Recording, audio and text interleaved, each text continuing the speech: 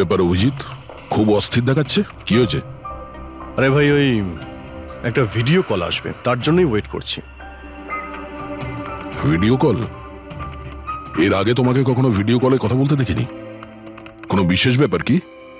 আরে ভাই, তুমিও না প্রত্যেকবারই। আরে তেমন কিছু নয়। আরে আমাদের কেতনবাবু ছিলেন না, ওই ক্রাইম ব্রাঞ্চের। হ্যাঁ, কেতনবাবু, মনে পড়েছে। আরে উনি বললেন যে 12:30টার সময় আমার সঙ্গে ভিডিও চ্যাট করতে চান, আমায় সারপ্রাইজ দেবেন, সেই জন্যই ওয়েট করছি। ও স্যার কেমন আছেন? কেতন স্যার, আরে আপনাকে তো একদম ফিট মনে হচ্ছে। আরে কেন পেছনে লাগছো বাবা? জানো, রিটায়ারমেন্টের পরে বডিটা একটু বেড়ে গেছে, একটু এক্সারসাইজ করতে হবে। আরে না না স্যার, সত্যি বলছি, আপনাকে খুব স্মার্ট লাগছে। হ্যাঁ, আচ্ছা এটা বলো, তুমি তোমার বিয়ের কার্ড কবে পাঠাচ্ছ? আরে স্যার আপনিও না, দেখুন স্যার, আপনি সিনিয়র, আপনি আগে করবেন, তারপরে আমি করব। আমি লাইন ভেঙে আগে কি করে যাব স্যার? হ্যাঁ, আরে ভাই, নতুন বাড়ি কিনেছি, ব্যাস ওরে বাড়ির মাল কিনে চলে আসবে, না হলে এই বয়সে আর কে মেয়ে দেবে বলো? আরে স্যার, আশা নিয়েই আমরা সবাই বেঁচে আছি। কোথায় বাড়ি কিনেছেন আপনি? ফার্ম হাউস নিয়েছি ওয়াসিতে। হ্যাঁ, চলে এসো রোববার, একসাথে লাঞ্চ করব। অবশ্যই স্যার, অবশ্যই যাব। এখন তোমাকে আমি এই ঘরটা দেখাচ্ছি, দেখো ঘরটা কেমন দেখতে। এই যে দেখো,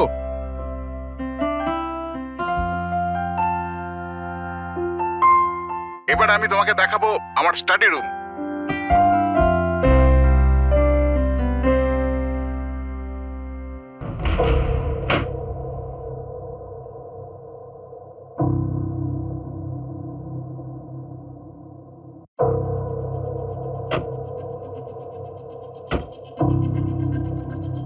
অভিজিৎ, এবার দেখো, দেখাচ্ছি তোমাকে দারুণ জিনিস, ফার্স্ট ক্লাস।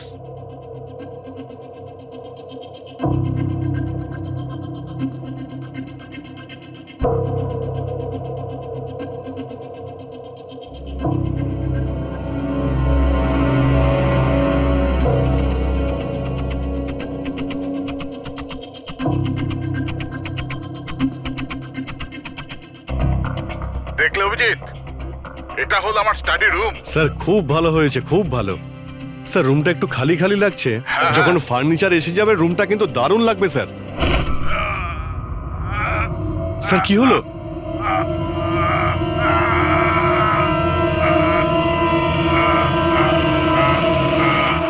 ও নো স্যার, কি আরে হয়েছে? ভাই, স্যারকে কেউ ছুরি মেরে দিয়েছে। ছুরি মেরে দিয়েছে? কোথায়? কে মেরেছে ছুরি? বুঝতে পারছি না। কিন্তু তুমি তো ভিডিও চ্যাট করছিলে ওর সাথে, না? হ্যাক করছিলাম, কিন্তু হঠাৎ করে এই ছুরি কোথা থেকে এলো আর কিভাবে ওনার লাগলো কিছুই বুঝতে পারলাম না। কি?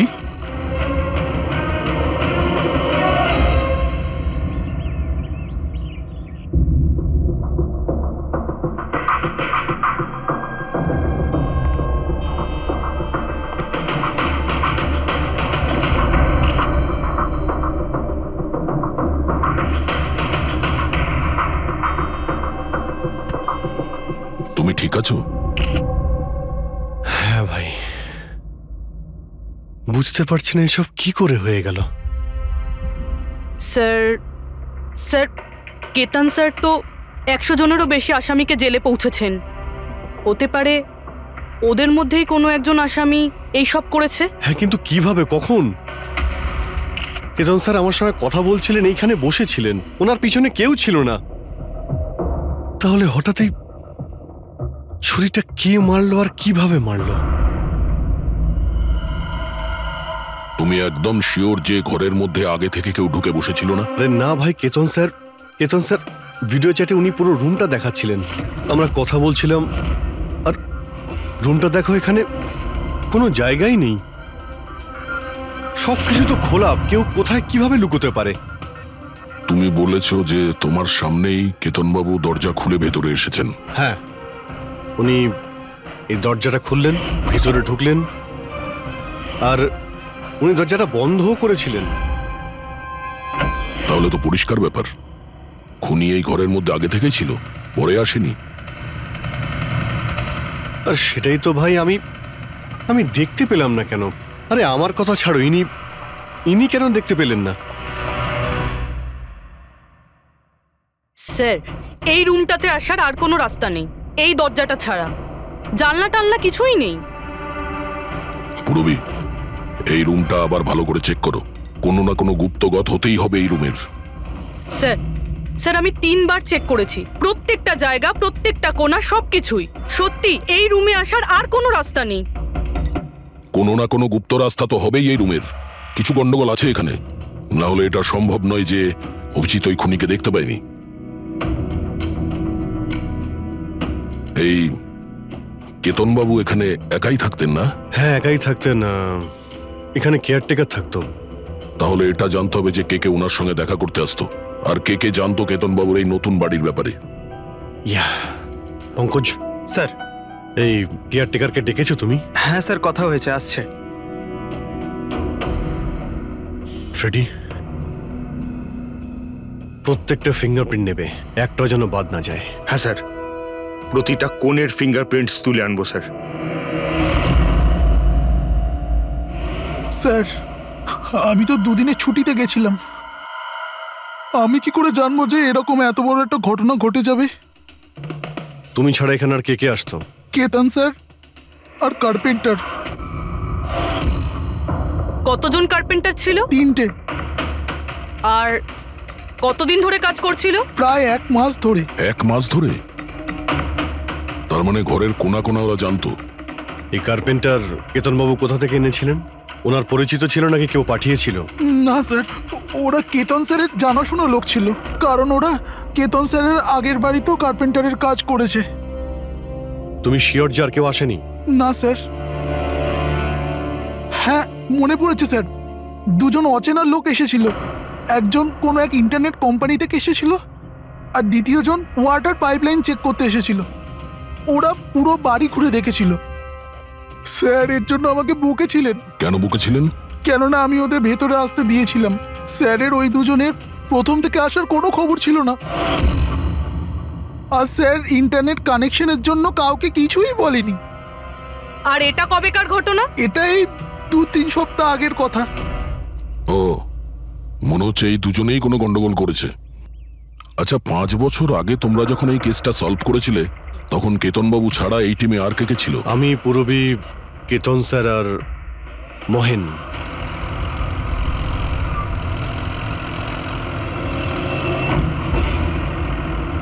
ওই মহিলার প্রাণের ঝুঁকি আছে, আর ওইখানে আশেপাশেই আছে। হ্যাঁ স্যার, তাড়াতাড়ি পৌঁছে যাব।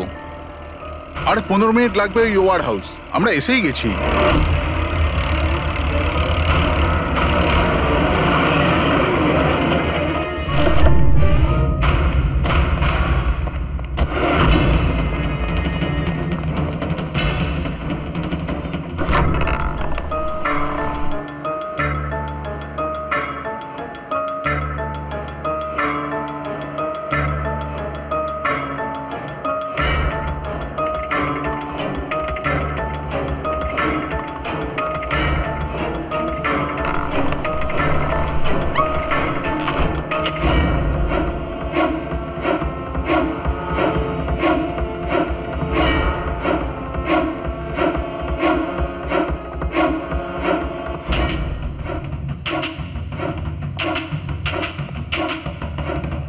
স্যার, এখানে তো কোনো মহিলাকে দেখতে পাচ্ছি না, আর ওই অপরাধীও নেই। ওটা কোনো মিথ্যে কল ছিল না তো? কোনো কারণ তো হবেই যে কেউ আমাদের ফোন করে এখানে ডাকলো, আর সেই কারণেই আশেপাশেই আছে।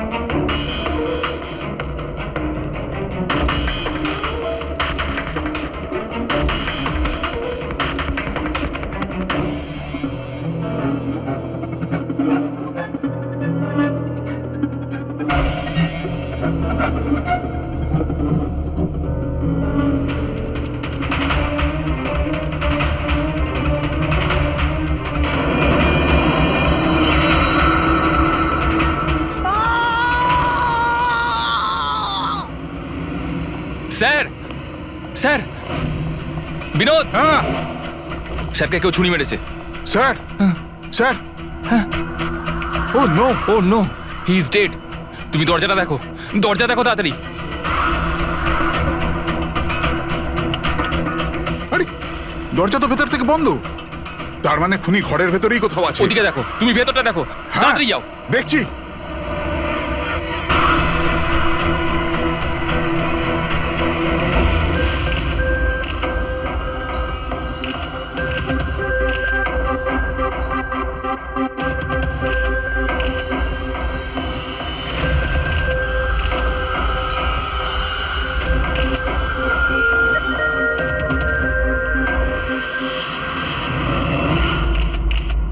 তাহলে এখানে কেউ ছিল না? হ্যাঁ, স্যার সত্যি বলছি, এখানে মেহেন স্যার আর আমাদের ছাড়া আর কেউ ছিল না। বুঝতেই পারছি না যে খুনটা করলো কি। আচ্ছা, আপনারা এখানে এসেছিলেন কেন? স্যার একজন মহিলা ফোন করেছিলেন যে ওনার প্রাণ বিপদে আছে, ওনাকে বাঁচাতেই আমরা এখানে এসেছিলাম। কিন্তু এখানে তো কোনো মহিলা ছিলই না, আর ফোনটাও একটা প্রাইভেট নম্বর থেকে করা হয়েছিল। আচ্ছা, এগুলো একটা ষড়যন্ত্র, প্ল্যান করে করা ষড়যন্ত্র। স্যার, এই যে এখানকার ওয়াচম্যান স্যার। তুমি গোডাউন কটায় বন্ধ করেছিলে? স্যার রাত 10টার সময়। সেই সময় এখানে কেউ ছিল? না স্যার, ভালো করে চেক করেছিলাম, কেউ ছিল না। আপনারা এই রুমের দরজাটা খোলা রাখেননি তো ভেতরে আসার পরে? না, ভেতরে ঢুকতেই আমরা সবার আগে দরজাটা ভেতর থেকে বন্ধ করে দিয়েছিলাম। স্যার খুন হওয়ার পরেও আমরা দরজা চেক করেছিলাম, ভেতর থেকে বন্ধই ছিল। খুনি আগে থেকেই ভিতরে ছিল, কেতন স্যারের বাড়ির মতো। একটাই দরজা যেটা বন্ধ ছিল, আর কোনো জানালা নেই। তাহলে খুনি গেল কোথায়? স্যার আবারও একজন এমন অফিসারের খুন হয়েছে যাকে আমরা চিনি। আমার মনে হচ্ছে খুনিকে আমি চিনি। অভিজিৎ, তুমি কি করে খুনিকে চিনবে? তুমি তো দেখোইনি খুনিকে। পার বুঝে গেছি স্যার, আপনি কার দিকে ইঙ্গিত করছেন।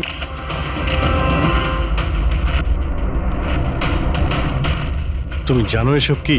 হ্যাঁ, এটা এশিয়ার নামকরা ক্লাসিক আর্টওয়ার্ক, কিন্তু এসবের এই কেসের সঙ্গে কি সম্পর্ক? যেটাকে তুমি এশিয়ার বিখ্যাত আর্ট ওয়ার্ক ভাবছো, সেটা আর্ট ওয়ার্ক ঠিকই, কিন্তু অরিজিনাল নয়। এটা ডুপ্লিকেট, নকল। এগুলো নকল, কিন্তু দেখতে তো দেখতে একদম আসল, অথচ এটা নকল। কিন্তু এই আর্টওয়ার্কের এই দুটো মার্ডারের সঙ্গে কি সম্পর্ক? এটা 5 বছর আগের কথা দয়া। তোমার এটা মনে আছে? তুমি আর এসিপি স্যার ডেপুটেশনের জন্য দিল্লি গিয়েছিলে। সেই সময় কিছুদিনের জন্য আমি আর পুরবী একটা কেসে ক্রাইম ব্রাঞ্চের হয়ে কাজ করেছিলাম। হ্যাঁ হ্যাঁ হ্যাঁ, কিছু কিছু মনে পড়ছে। এটা সেই কেস না যাতে কেউ নকল আর্টওয়ার্ক বানিয়ে সেটাকে বেশি দামে বেচার চেষ্টা করছিল? কারেক্ট। এই আর্টওয়ার্ক সেই বানিয়েছে, মিখেল। ওর নাম মিখেল।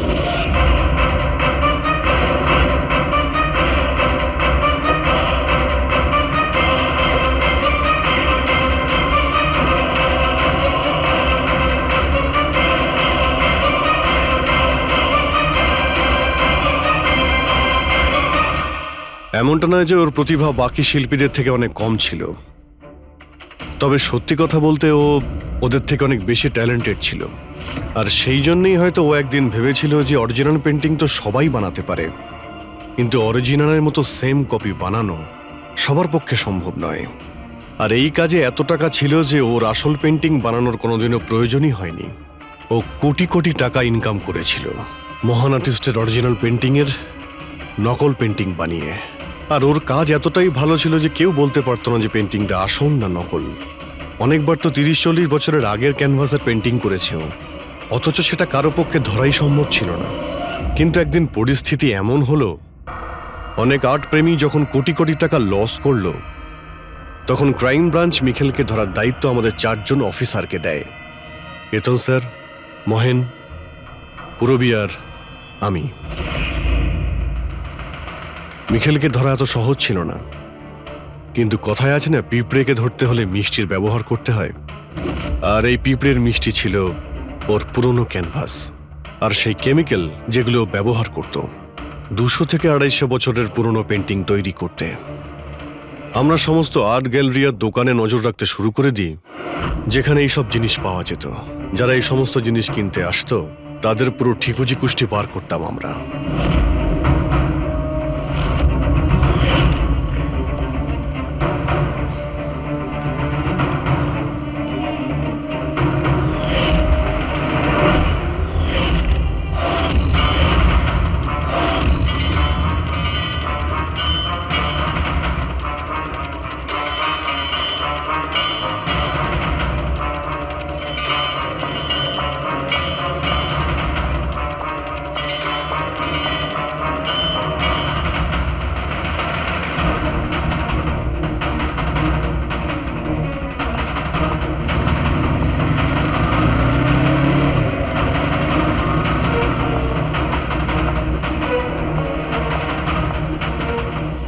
এই যতগুলো ছবি পাঠাচ্ছি প্রত্যেকের ডিটেলস আমার লাগবে।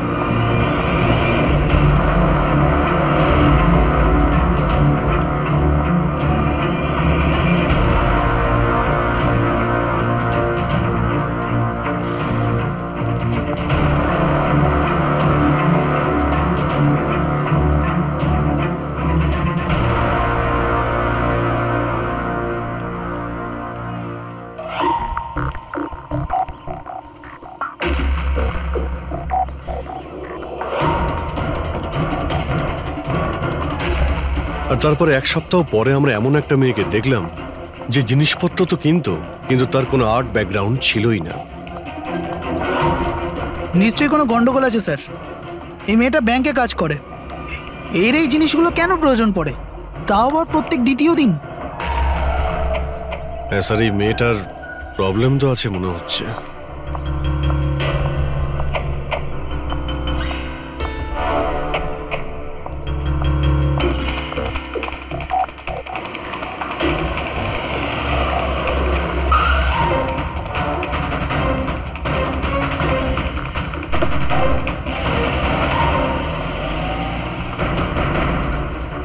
এই মেয়েটার একটু গন্ডগোল আছে, ওর পিছু নাও, দেখো কোথায় যাচ্ছে।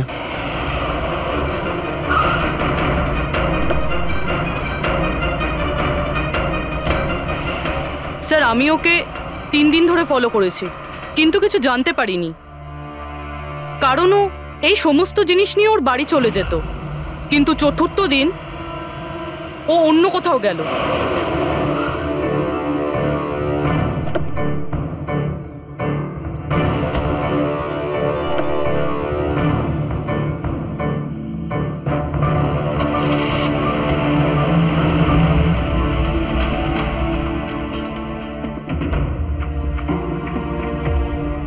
নিখিল, নিখিল, নিখিল, নিখিলও না, এখনো লাঞ্চটাও করেনি।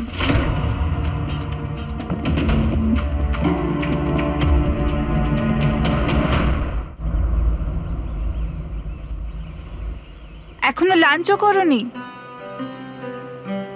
এত কি কাজে ব্যস্ত থাকো যে খাওয়ার টাইম থাকে না? তোমায় দেখলেই তো আমার পেট ভরে যায়। জানো, বেবিকে মাখন লাগানোর না, এটা অনেক পুরনো আইডিয়া।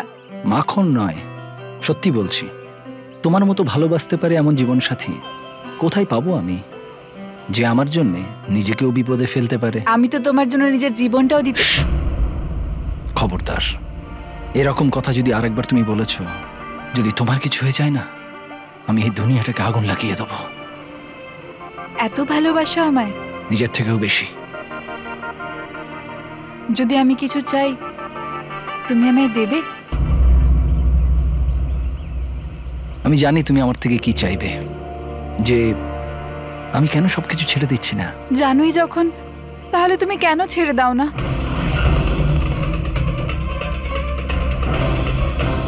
শীতল, মানুষের জীবনে দুটো নেশা হয়। আমার ভালোবাসার নেশা তুমি পূরণ করো,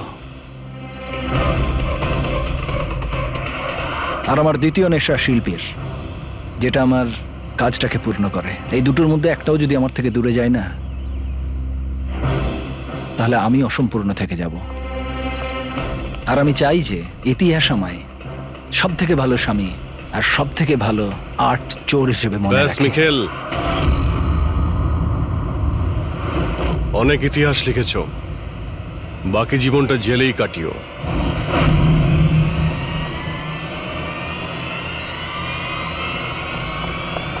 মিখেল,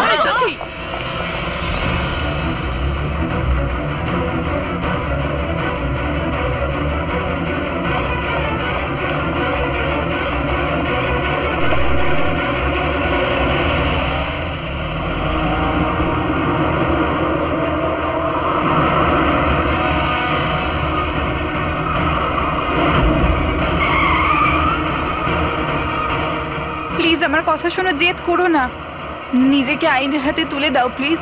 না, আমি করব না।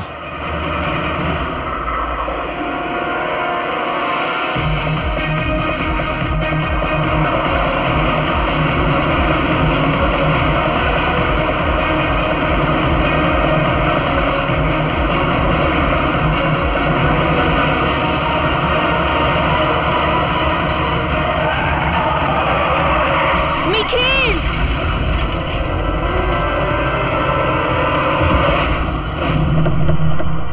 শীতল, মিখেল দাঁড়া, বলছি, দাঁড়া, শীতল, দাঁড়া।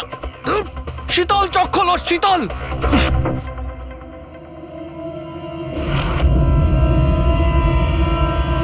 She is dead sir. তোমাদের জন্য আমার শীতল আমাকে ছেড়ে চলে গেল। ছাড়বো না আমি তোমাদের। তোমার স্ত্রীর মৃত্যুর জন্য আমরা দুঃখিত, কিন্তু তার জন্য দায়ী আমরা নই, তুমি। না তুমি অপরাধের রাস্তায় হাঁটতে, আর না তোমার পাপের শাস্তি তোমার স্ত্রীকে ভোগ করতে হতো। কাজের শাস্তি কে পাবে এটা ভবিষ্যৎ বলবে। ওর 5 বছরের শাস্তি তো এতদিন শেষ হয়ে গেছে, কিন্তু ওর স্ত্রীর মৃত্যুর প্রতিশোধের আগুন হয়তো ওর মনের ভিতরে এখনো জ্বলছে। মানে কেতন বাবু আর মেহেনের পরে ওর টার্গেট এখন পুরবি আর তোমার ওপর। কারেক্ট। কিন্তু স্যার, ও এসব করছেটা কি করে? কারণ নজরে পড়ছে না কেন? এবার এই রহস্যের পর্দা তো মিখেলই তুলতে পারবে। ও তোমার আর আমার কোনো ক্ষতি করার আগে মিখেলকে আমাদের ধরতেই হবে। স্যার, স্যার কেতন বাবুর বাড়ি থেকে যে ফিঙ্গারপ্রিন্টসগুলো পেয়েছিলাম, ওটা কারোর সঙ্গে ম্যাচ হয়েছে? স্যার ওই ওয়াটার পাইপলাইনে যে কাজ করে সে নির্দোষ হলেও যে লোকটা ইন্টারনেটের কাজ করে সে খুব গোলমেলে। এই ইন্টারনেটের লোকটা কে? Sir Ramen sir. Sir sir পুরনো পাপি স্যার, এই তো 6 মাস আগে ও অথর রোড জেল থেকে ছাড়া পেয়েছে স্যার।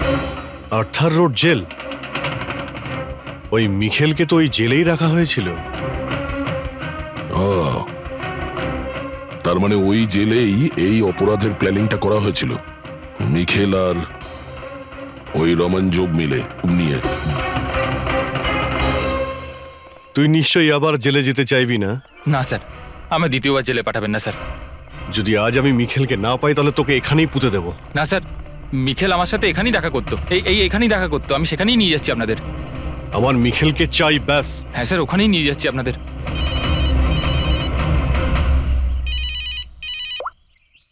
হ্যাঁ শান্তি, কি বাবা শরীর খারাপ করছে? কিন্তু এরকম হঠাৎ? আমি তো কেসের ইনভেস্টিগেশন করতে এসেছি। কি হয়েছে? স্যার ওই বাবা একটু অসুস্থ হয়ে পড়েছে। ওই শান্তি নার্স যে আমার বাবার দেখাশুনো করে, সেই ফোন করেছিল। ঠিক আছে, তুমি যাও, আমরা দেখে নিচ্ছি। কিন্তু স্যার। যাও, আর কোনো প্রয়োজন পড়লে ফোন করবে।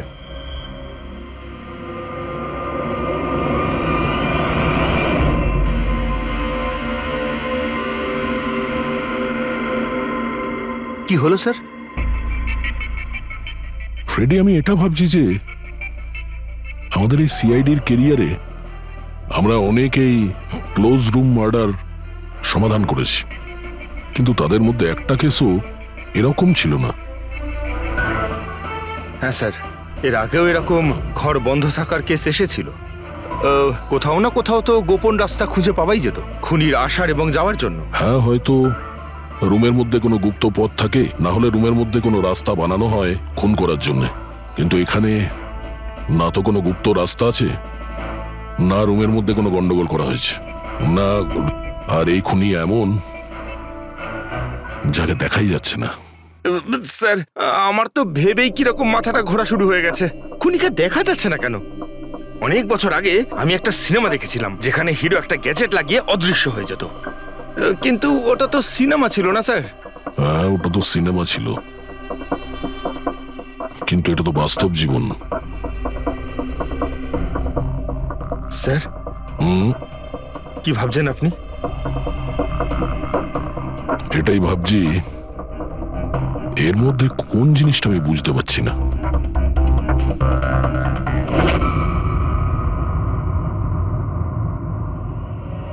ও মাই গড, তার মানে এই ব্যাপার।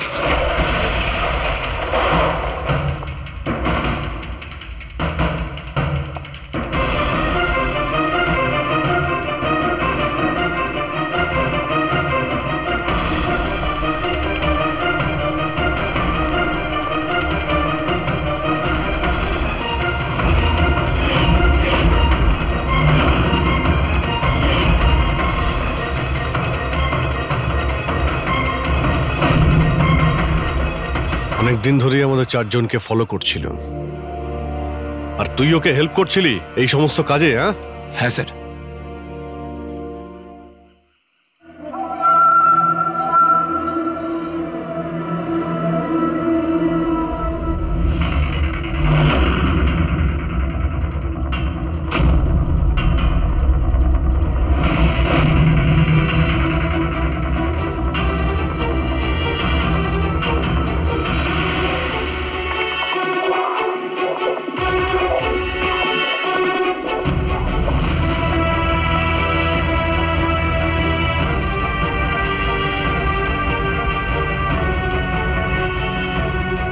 কিন্তু এই ওয়ালপেপার, ফার্নিচার, এসবের ছবি কেন নিয়েছিলি? হ্যাঁ, ওই মিখেল যেমন যেমন বলেছিল আমি সেরকমই ছবি নিয়েছিলাম স্যার। ব্যাস, আমি শুধু জানতাম না এই ছবিগুলো নিয়েও কি করবে স্যার।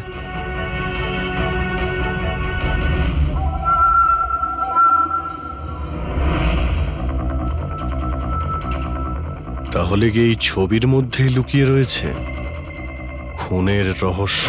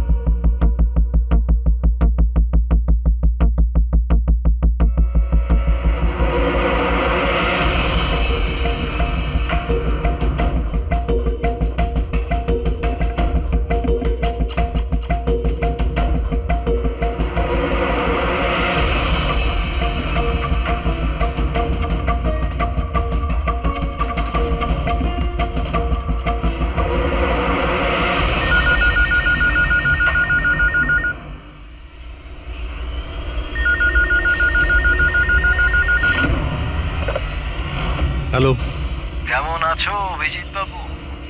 মিখেল, এই ব্যাপার, এতদিন পরেও তুমি আমার গলার আওয়াজ ভুলোনি। এমনিতে আমি জানতাম যে তুমি আমার বাড়ি পর্যন্ত নিশ্চয়ই পৌঁছবে। ইন্টেলিজেন্ট তুমি, কিন্তু সরি, তোমাকে স্বাগত জানাতে আমি বাড়িতে ছিলাম না। তোকে স্বাগত তো জানাবে সিআইডি, যখন আমরা তোকে আরেকবার ধরে জেলে নিয়ে যাব। জেল তো আমি তখন যাব না যখন তোমাদের নজরে আমি আসব। তার আগে এই ধাঁধাটা তো সমাধান করো যে আমি তোমাদের এমনিতে নজরে কেন আসছি না। কি হলো, কি ভাবনায় পড়ে গেলে? হ্যাঁ, আমি জানি তুমি ইন্টেলিজেন্ট, কিন্তু এতটাও ইন্টেলিজেন্ট নও যে এই কেসটাকে সমাধান করো। কেসটা তো তোমার আর পুরবীর মৃত্যু দিয়েই শেষ হবে। মিখেল, রাগ নয় অভিজিৎ বাবু, রাগ করে কেন নিজের বিপি বাড়াচ্ছ? চলো একটা ছোট্ট তোমায় হিন্ট দিয়ে দিই। আমায় তুমি সেখানেই দেখতে পাবে যেখানে এই গল্পের শুরু হয়েছিল, যেখানে শীতলকে তুমি আমার থেকে ছিনিয়ে নিয়েছিলে। পুরবি মারা যাওয়ার আগে তো নিশ্চয়ই পৌঁছতে পারবে। মিখেল, মিখেল, হ্যালো পঙ্কজ, তুমি এক্ষুনি পুরবীকে ফোন করো, ওকে বলো বাড়িতে থাকতে, বাইরে বের না হতে। ও কি হলো স্যার? আচ্ছা, আমি যেটা ভাবছি সেটা যদি ঠিক হয় তাহলে জানা যাবে যে খুনি এগুলো কিভাবে করলো। কিভাবে? আশ্চর্য তো, বাবা তো পুরোপুরি সুস্থ আছে, তাহলে তাহলে শান্তি ফোন করে আমাকে ডাকলো কেন? আর নিজেও তো বাড়িতে নেই। ফোন করলাম, ফোনটাও ধরছে না।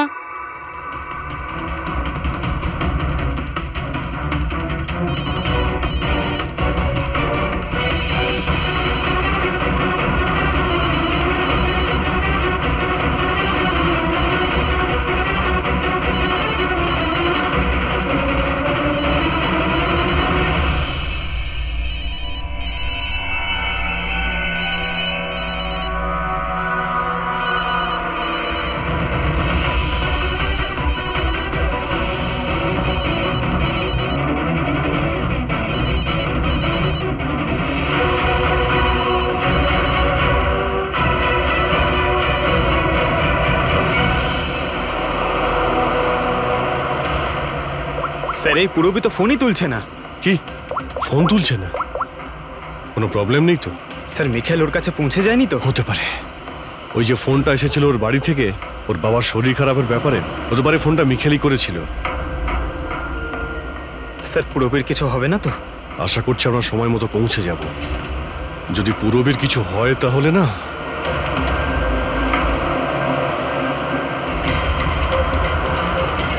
এসে গেছি। এটা সেই জায়গা যেখানে মিখেলের ওয়াইফ মারা গিয়েছিল।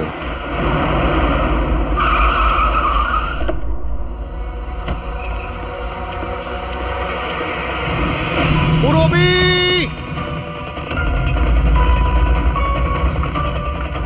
পুরবি!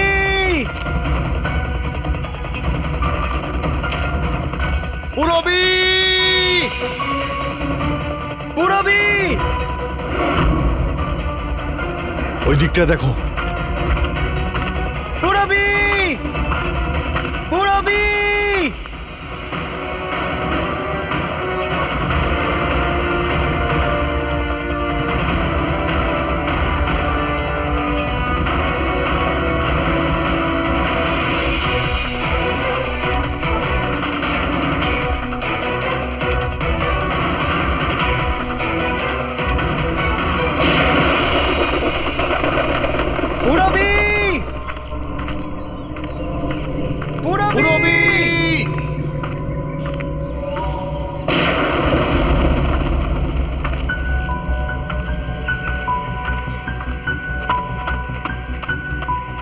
স্যার! হ্যাঁ পঙ্কজ, জানি না স্যার কে গুলি চালালো। পুরবীকে পেলে? পুরবি ওখানে স্যার।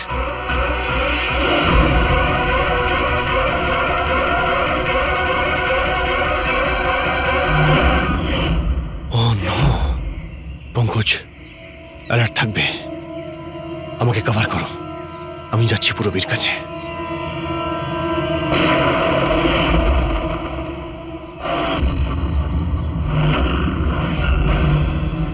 ভয় পেও না অভিজিৎ, এখনো মরেনি।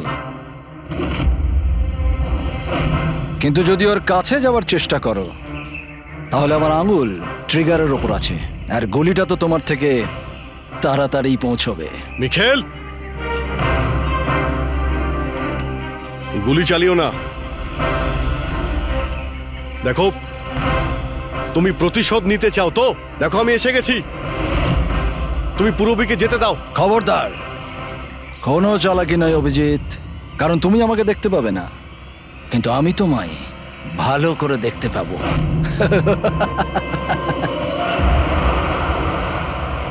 অভিজিৎ, আমার কথা মন দিয়ে শোনো, তুমি একদম রিঅ্যাক্ট করবে না। তুমি এই মিখেলকে দেখতে পাবে না। তুমি আর কেতনবাবু ওকে কেতনবাবু স্টাডি রুমে দেখতে পাওনি। মাহান ওকে আর্ট ওয়্যার হাউসে দেখতে পাইনি। পূরবী নিজে ওকে ওর ঘরে দেখতে পাইনি। কেন? কারণ ওকে দেখা সম্ভব নয়। ও যেখানে যেখানে অন্যায় করে সেখানকার কোণে কোণে ও লুকিয়ে পড়ে।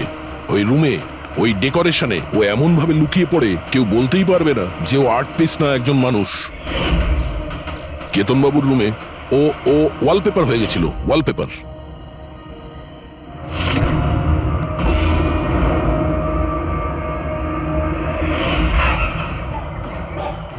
আর মেহানের ওই ওয়্যার হাউসে ও ও পোর্ট্রেট হয়ে গেছিল।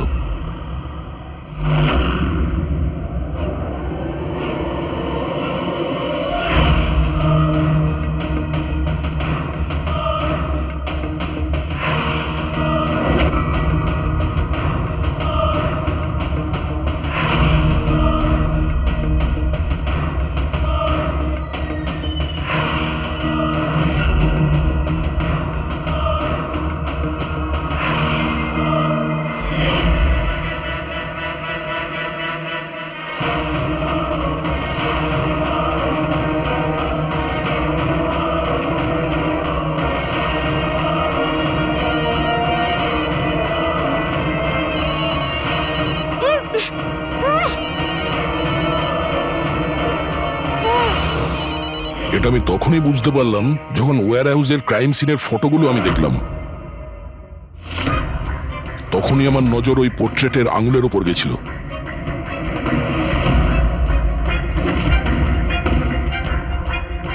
ও পোর্ট্রেট ছিল না, ওই মিখেল ছিল, মিখেল। ওকে দয়া, পঙ্কজ সাবধানে, পঙ্কজ সাবধানে, জঙ্গলে লুকিয়ে আছে।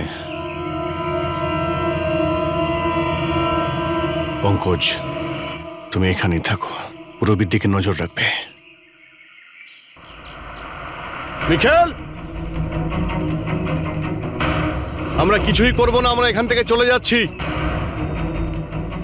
তবে তুমি পূরবীকে ছেড়ে দাও প্লিজ।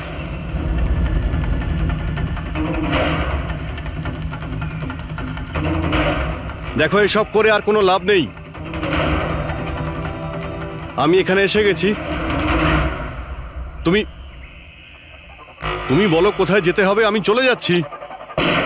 বাস, আগে এগোবে না অভিজিৎ, আমার সাথে গেম খেলা বন্ধ করো। ঠিক আছে, ঠিক আছে, গুলি চালিয়ে কোনো লাভ নেই, আমরা এখান থেকে চলে যাচ্ছি। কিন্তু তুমি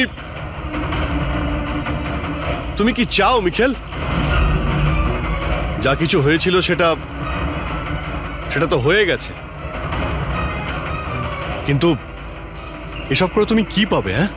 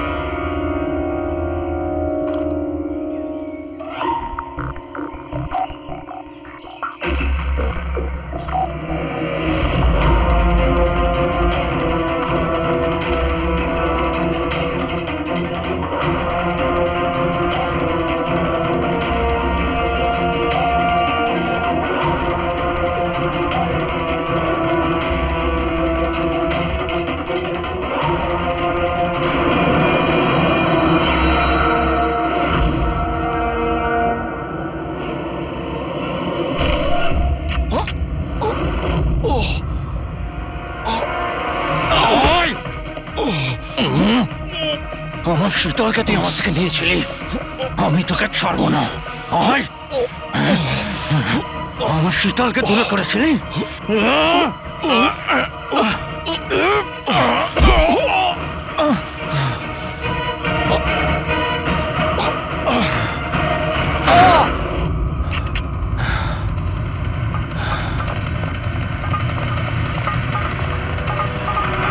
মুরব্বি তুমি ঠিক আছো তো? তোর আসল জায়গা জেলে, আর এইবার তুই বাইরে আসবি না, সোজা ফাঁসিতে ঝুলবি। আমার বউয়ের জ্বলন্ত চিতা দেখে আমি শপথ নিয়েছিলাম যে যতক্ষণ না তোমাদের চারজনকে আমি শ্মশানে পাঠাবো, না বেঁচে থাকবো না মরবো। দুজন তো গেল, এখন তোমরা দুজন বেঁচে। তোমাদের আইনকে বলো যেন শক্ত থেকে শক্ত জেল বানায়, কারণ এবার কোনো জেলই তোমাকে আমার থেকে বাঁচাতে পারবে না। ঠিক আছে, চলো নিয়ে যাও একে। চল চল।